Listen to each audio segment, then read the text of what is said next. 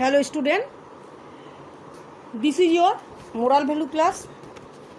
Today we will discuss remaining parts of the chapter 2. When the king heard the news, he did not get angry as you might have expected. जब राजा ने यह समाचार सुना वो क्रोधित नहीं हुआ जैसा कि आप अपेक्षा की थी. Let us pray out to God. The king decreed, let us stop all the evil things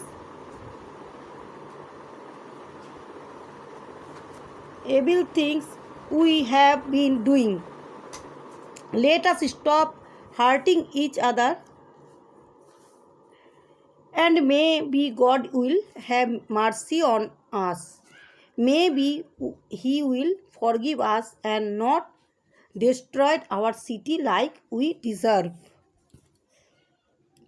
राजा ने आदेश दिया, हम परमेश्वर से प्रार्थना करें, हम उन सभी बुरे कामों को रोक दें जो हम कर रहे हैं.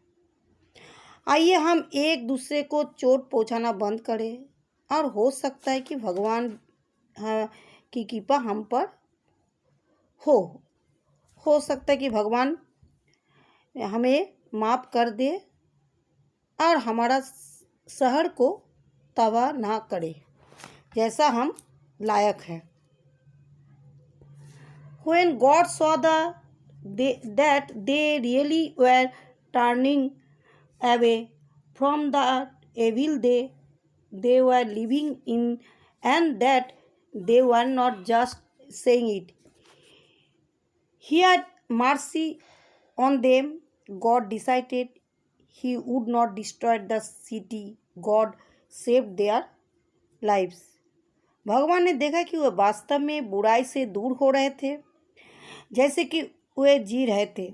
परमेश्वर ने फैसला किया कि इस शहर को नष्ट नहीं करेगा. भगवान ने उनकी जान बचाई. When God first called Jonah did the exact opposite of what God asked him to do, but God did not give up on him. God used him to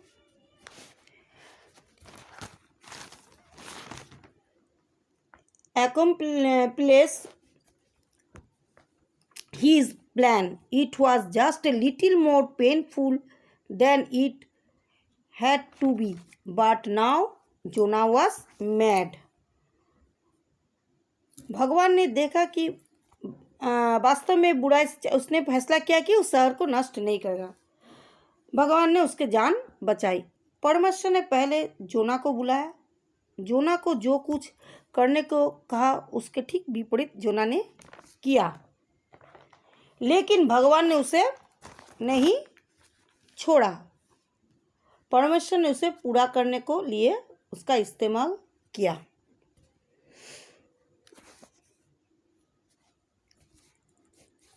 This when God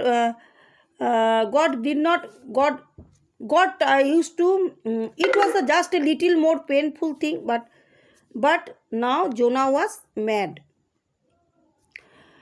तो ये उसने थोड़ा अधिक दर्दनाक का था जितना होना चाहिए था.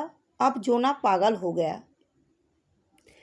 These people did mean rotten and nasty thing. They were famous for it. They did not follow God, and still they had everything they wanted. It would not be fair. लेकिन अब जोना से लोग मतलबी, सड़े गले और गंदी बातें करते थे. वे इसके लिए प्रसिद्ध थे. वे भगवान का अनुसरण नहीं करते थे